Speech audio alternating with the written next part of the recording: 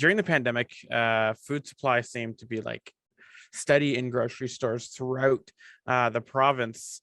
At least we're 2 years into it, and there didn't seem to be any shortages on food. But now shelves are becoming more and more empty as we enter the third year of this pandemic. What situation are we facing, and how did we get here? Well, I think what we're seeing right now is labor shortages are having a huge impact on the food industry. So transportation probably being number one, but also staff in the stores. Think about, the crews of people that stock shelves, the companies who send out teams. I think about my grocery store. There's somebody who's there from, loading the potato chips once a week. What happens if that person gets sick? And it has a trickle down effect on our experience as shoppers. And the challenge is, for so many of us, the supply chain issues and the gaps that we're seeing on the shelves, it's an inconvenience. We are now, I feel like this is March 2020 again, when we were walking back into stores and there were things missing. And I can remember making a choice. There was no canned chickpeas, but there were dried chickpeas. And I had a recipe I wanted to use chickpeas in. So I learned how to use the dry chickpeas.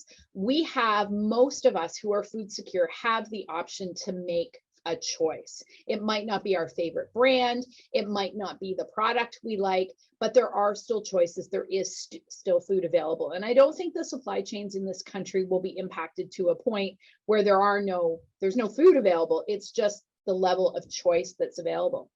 But for so many families in our community that are food insecure, they don't have the option to make those choices. And one of the challenges that we're starting to see is that as transportation routes diminish, transportation prices are going up, the trickle down comes back to the consumer. So if there's increased transportation costs on a food product, that cost gets trickled back down to the consumer, which means prices are rising probably more than the 5 to 7% that was predicted in the fall. And so those in our community who are food insecure, who do not have the economic opportunity to be able to purchase food in the first place, those prices are going to have even more of an impact on their ability to meet the needs of their families.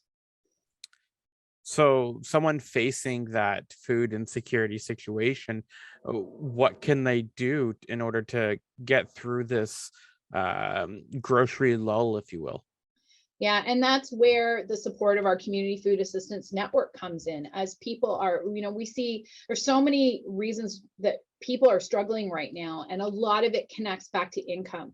So there are so many individuals and families in our community right now who have precarious jobs. You think about families whose main source of income is in a service sector, in the restaurant industry, in the movie industry, in those jobs that just aren't there right now. Fitness clubs, things are closed. And so if you're in one of those precarious jobs where you're unable to work right now, it has an impact on your family income.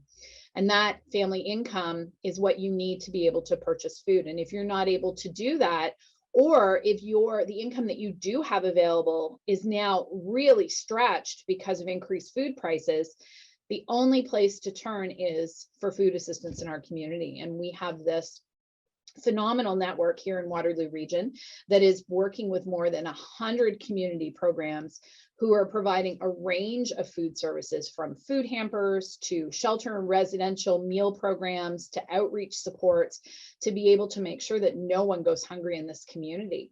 And it's not a long-term solution, but right now it's filling a gap. During this pandemic, we've seen a lot of people either be placed on leave, or they've been laid off, or they've lost their jobs due to even business closures.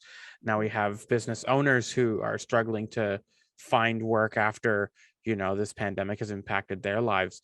Have you seen a situation of a rising demand for use of the food bank, and a rise of food insecurity during this whole pandemic that we've been through so far? Yeah, we definitely have. We've seen a number of new households accessing services for the very first time. We're also seeing an increase in the frequency that people are accessing services. When food banks were formalized in the 80s, they were meant to be a temporary measure for emergency food support. And leading up to the pandemic, the average individual or family accessed a food assistance program 3 times a year. That's it. It was 3 times a year where they just needed a little extra help to make ends meet. What we're seeing now is a significant increase in the frequency that people are accessing food programs. We've seen a 20% increase in visits over, numbers in 2019. Food hamper and food assistance programs are no longer an emergency need. It's become a necessity for individuals and families in our community to be able to feed themselves and their families.